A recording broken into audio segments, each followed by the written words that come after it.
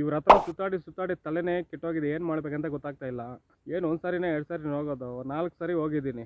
ಆದರೆ ಇದರಲ್ಲಿ ಕರೆಕ್ಟಾಗಿದ್ರೆ ಅದರಲ್ಲಿ ಕರೆಕ್ಟಾಗಿಲ್ಲ ಅಂತ ಹೇಳಿದರೆ ಅದರ ವೀಡಿಯೋನ ಕೊನೆವರೆಗೂ ನೋಡಿ, ನಿಮ್ಗೆ ಅರ್ಥ ಆಗುತ್ತೆ ನಾನು ಏನದ್ರ ಬಗ್ಗೆ ಮಾತಾಡ್ತಾ ಇದ್ದೀನಿ ಅಂತ. ಎಲ್ರಿಗೂ ನಮಸ್ಕಾರ, SK ಯೂಟ್ಯೂಬ್ ಚಾನಲ್ಗೆ ಸ್ವಾಗತ. ನಾನು ಇವತ್ತು ಏನದ್ರ ಬಗ್ಗೆ ವೀಡಿಯೋ ಮಾಡ್ತಾ ಇದ್ದೀನಿ ಅಂತ ನಿಮಗೆ ತಮ್ನೇಲ್ ನೋಡಿ ಗೊತ್ತಾಗಿರುತ್ತೆ. ಕೆಲಸಕ್ಕೆ ರಿಸೈನ್ ಮಾಡಿ ಈ ಥರ ಫಾರ್ಮಿಂಗ್ ಮತ್ತು ಡೈರಿ ಫಾರ್ಮ್ ಮಾಡ್ಕೊಂಡಿದ್ದೋಗೋಣ ಅಂತ ಈ ಫೀಲ್ಡಿಗೆ ಬರಬೇಕಾದ್ರೆ ನನಗೆ ದುಡ್ಡಿನ ಅವಶ್ಯಕತೆ ಅನ್ನೋದು ಬಂತು.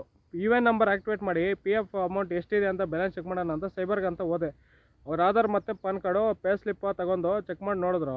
ನಿಂದು ಎಲ್ಲ ಕರೆಕ್ಟಾಗಿದೆ ಆದರೆ ಆಗ್ತಾಯಿಲ್ಲ ಅಂತ ಕೇಳಿದ್ರು. ನಾನು ಕಂಪ್ನಿಯವನಿಗೆ ಫೋನ್ ಮಾಡಿ, ಸರ್ ಈ ಥರ ಇಶ್ಯೂ ಇದೆ, ಏನು ಮಾಡಬೇಕಂತ ಹೇಳಿ ಅಂತ ಅವರು ಕಂಪ್ನಿಯವ್ರಿಗೆ ಫೋನ್ ಮಾಡಿದೆ. ಅವರು ಈ ಥರ ಹೆಡ್ ಆಫೀಸ್ ಇರುತ್ತೆ ಕಂಪ್ನಿದು, ಆ ಹೆಡ್ ಆಫೀಸ್ಗೆ ಹೋಗಿ ಕ್ಲಾರಿಫೈ ಮಾಡ್ಕೊ ಅಂತ ಕಳಿಸಿದ್ರು ಹೆಡ್ ಆಫೀಸ್ಗೆ.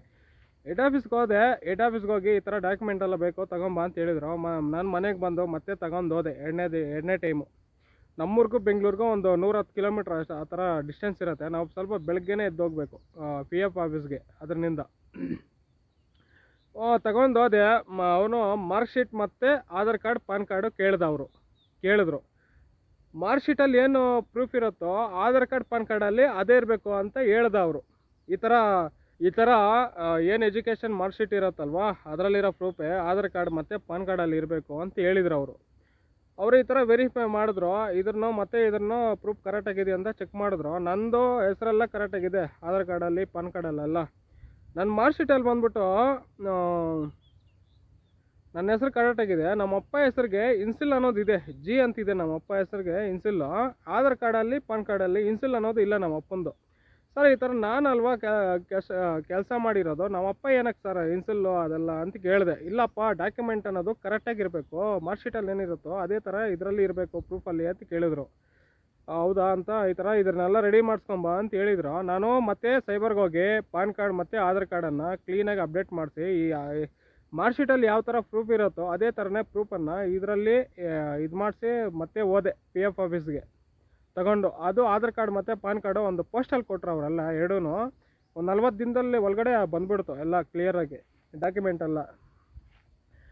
ಮತ್ತೆ ನಾನು PF ಆಫೀಸ್ಗೆ ಹೋದೆ. ಈ ಥರ ಸರ್ ಈ ಥರ ಎಲ್ಲ ಕರೆಕ್ಟಾಗಿದೆ, ಸ್ವಲ್ಪ ಆದಷ್ಟು ಬೇಗ ಮಾಡಿಕೊಡಿ ಅಂತ ಕೇಳಿದೆ. ಸರ್ ಎಷ್ಟು ದಿನದಲ್ಲಿ ರೆಡಿ ಆಗುತ್ತೆ ಅಂತ ಕೇಳಿದೆ. ಅವರು ಈ ಥರ ಒಂದು 40 ನಮ್ಮ ಕಡೆಯಿಂದ ಒಂದು ವೀಕ್ ಆಗುತ್ತಪ್ಪ, EPF ಆಫೀಸ್ ಕಡೆಯಿಂದ ಒಂದು 40 ದಿನ ಆಗುತ್ತೆ ಅಂತ ಅವ್ರು ಹೇಳಿದರು.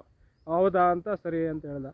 ಮತ್ತು ಅವರು ಡಾಕ್ಯುಮೆಂಟ್ ಎಲ್ಲ ಕೇಳಿದ್ರು, ಕೊಟ್ಟೆ ಆಧಾರ್ ಕಾರ್ಡು ಪಾನ್ ಕಾರ್ಡು ಮತ್ತು ಓಲ್ಡು ನೀವು ಅಂತ ಏನೇನೋ ತಗೊಂಡಾದ್ಮೇಲೆ ಬ್ಯಾಂಕ್ ಅಕೌಂಟ್ ಪಾಸ್ಬುಕ್ ಜೆರಾಕ್ಸ್ ಬೇಕು ಅಂತ ಕೇಳಿದರು. ಬ್ಯಾಂಕ್ ಅಕೌಂಟ್ ಪಾಸ್ಬುಕ್ಕು ಜೆರಾಕ್ಸು ಕೊಟ್ಟೆ ನಾನು ಅವ್ರಿಗೆ. ಕೊಡಬೇಕಾದ್ರೆ ಅದರಲ್ಲಿ old Aadhaar card PAN card ಇರುತ್ತಲ್ವ, ಅದರಲ್ಲಿ ಏನು ಪ್ರೂಫ್ ಇರುತ್ತೋ ಅದೇ ಪ್ರೂಫು ಇದರಲ್ಲಿ ಇರುತ್ತೆ. ಹೌದಾ ಅಂತ ಮತ್ತೆ ಅದನ್ನು ಚೇಂಜ್ ಮಾಡು ಅಂತ ಹೇಳಿದರು. ಮತ್ತೆ ಚೇಂಜ್ ಮಾಡ್ಕೊಂಡೋಗಿ ಕೊಟ್ಟಾದಮೇಲೆ ಒಂದು 2 ದಿನ ಕಾದೆ. 40 ಅದೇ ಅವ್ರು ಹೇಳಿದ್ರಲ್ಲ ಅಷ್ಟೊಂದು ದಿನ ವೆಯ್ಟ್ ಮಾಡಿದೆ. 40 ಒಂದು 10 ದಿನ ಆ ಥರ ವೆಯ್ಟ್ ಮಾಡಿದ್ಮೇಲೆ ಚೆಕ್ ಮಾಡಿ ನೋಡಿದೆ. ಚೆಕ್ ಮಾಡೋಕ್ಕೆ ಹೋದ್ಮೇಲೆ ಅದಾಗಿಲ್ಲ ಸರ್, ಈ ಥರ ಮತ್ತೆ ಅದೇ ಥರ ಬರ್ತಾಯಿದೆ ಅಂತ ಹೋಗಿ ಹೆಡ್ ಆಫೀಸ್ ಹತ್ರ ಹೋಗಿ ಗಲಾಟೆ ಮಾಡೋಕ್ಕೆ. ಈ ಥರ ಎಲ್ಲ ಆಗ್ತಾಯಿದೆ, ನೀವೇನು ಕೆಲಸ ಮಾಡ್ತಾಯಿಲ್ಲ ಸರ್, ನಮಗೆ ಇಲ್ಲಿ ದುಡ್ಡಿನ ಅವಶ್ಯಕತೆ ಇದೆ, ಅದರಿಂದ ನಾನು ಇಲ್ಲಿಗೆ ಬಂದಿರೋದು, ಸ್ವಲ್ಪ ಆದಷ್ಟು ಬೇಗ ಕ್ಲಿಯರ್ ಮಾಡಿಕೊಡಿ ಅಂತ ಕೇಳಿದೆ. ಅವರು ಸರ್ ಇಲ್ಲ ಸರ್ ಒಂದು ವೀಕಲ್ಲಿ ಆಗುತ್ತೆ ಹೋಗಿ ಅಂತ ಕಳಿಸಿದ್ರು. ಮತ್ತೆ ಆಮೇಲೆ ಚೆಕ್ ಮಾಡಿದೆ. ಒಂದು ವೀಕ್ ಆದಮೇಲೆ ಕ್ಲಿಯರ್ ಆಯ್ತೆಲ್ಲ. ಎಷ್ಟೋ ಒಂದು 4-5 ಸಾರಿ ಓಡಾಡಿದ್ದೀನಿ ನಮ್ಮೂರಿಗೂ ಬೆಂಗಳೂರಿಗೂ.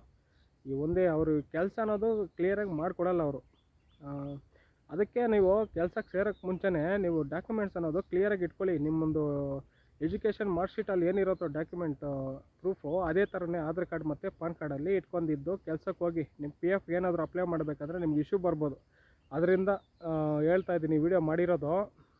ನಿಮ್ಗೇನಾದರೂ ವಿಡಿಯೋ ಇಷ್ಟಾಗಿದ್ದರೆ ಸಬ್ಸ್ಕ್ರೈಬ್ ಮಾಡಿ. ಇದೇ ಥರ ಹೈನುಗಾರಿಕೆ ಫಾರ್ಮಿಂಗ್ ಮತ್ತು ಈ ಥರ ಇನ್ಫಾರ್ಮೇಷನ್ನು ವ್ಲಾಗ್ಸ್ ಎಲ್ಲ ಮಾಡ್ತಾ ಇರ್ತೀನಿ ನನ್ನ ಚಾನಲಲ್ಲಿ. ಇಷ್ಟ ಆದರೆ ಸಬ್ಸ್ಕ್ರೈಬ್ ಮಾಡಿ. ನಡ್ಕೊಂಡು ಹೋಗೋಣ ಗೂಗಲ್ ನೋಡ್ಕೊಂಡು ಅಂತ ಟ್ರೈ ಮಾಡಿದೆ, ನನ್ನ ಕೈಯಲ್ಲಿ ಆಗಿಲ್ಲ. ಇಲ್ಲಿ ಹೋದರೆ ಆ ದಾರಿಯಲ್ಲಿ ಹೋಗೋ ಅಂತ ನೋಡ್ಸತ್ತೆ, ಆ ದಾರಿಯಲ್ಲಿ ಹೋದರೆ ಈ ದಾರಿಯಲ್ಲಿ ಹೋಗೋ ಅಂತ ನೋಡ್ಸತ್ತೆ. ಅಯ್ಯೋ ಬೇಡಪ್ಪ ತಲೆನೋವು ಬಂದ್ಬಿಡ್ತು. ಮತ್ತು ನಾನು ರ್ಯಾಪಿಡೋನ ಬುಕ್ ಮಾಡ್ಕೊಂಡು ಈ ಥರ ಹೋದೆ ಆಫೀಸ್ ಹತ್ರಗೆ ಹೋದಾದ್ಮೇಲೆ ಅವರು ಬಂದಿರಲಿಲ್ಲ. 10 ಗಂಟೆಗೋ 11 ಗಂಟೆಗೆ ಆಫೀಸ್ ಓಪನ್ನು. ನಾನೊಂದು 9:30 ಆ ಥರ ಹೋಗಿ ಆಫೀಸ್ ಹತ್ರ ಇದ್ದೆ. ಸ್ವಲ್ಪ ಕಾದು ಇದ್ದೆ ಅಲ್ಲೇ ಒಂದು 1/2 hour ಆ ಥರ.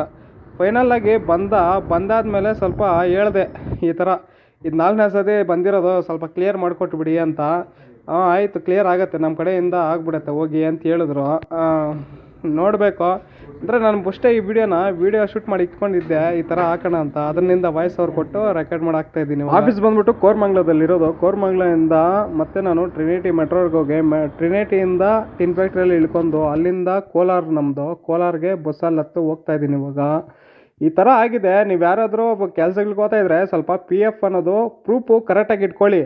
ಏನಿನ್ನ ನಂಗೆ ಏನು ಇವಾಗ ದುಡ್ಡು ಅವಸರ ಇಲ್ಲ ಅದು ಇದು ಅಂತ ಇರ್ತೀರಾ, ತುಂಬ ತಲೆನೋವು ಅದು. ನೋಡಿ ನನಗೆ 80 ದಿನ ತೊಗೊಂಡಿದ್ದೆ ಟೈಮು ಎಲ್ಲ ಚೇಂಜ್ ಮಾಡಿ ಇದು ಮಾಡೋಷ್ಟೊತ್ತುಗಡೆ. ಅದರಿಂದ ನೀವು ಸ್ವಲ್ಪ ಪ್ರೂಫ್ ಒಂದು ಕರೆಕ್ಟಾಗಿ ಇಟ್ಕೊಳ್ಳಿ. ನಿಮಗೆಲ್ಲ ನೋಡಿದವ್ರಿಗೆ ನಾನು ಈ ಥರ ಇಶ್ಯೂ ಕ್ಲಿಯರ್ ಮಾಡಿದ್ದೀನಿ ಅಂತ ತಿಳ್ಕೊತೀರಂತ ಈ ಥರ ವೀಡಿಯೋ ಮಾಡಿ ಹಾಕಿರೋದು. ಅದರಿಂದ ನಿಮ್ಗೇನಾದರೂ ವೀಡಿಯೋ ಇಷ್ಟ ಆಗಿದ್ರೆ ಸಬ್ಸ್ಕ್ರೈಬ್ ಮಾಡಿ. ಇದೇ ಥರ ವ್ಲಾಗ್ಸ್ ಎಲ್ಲ ಮಾಡ್ತಿರ್ತೀನಿ.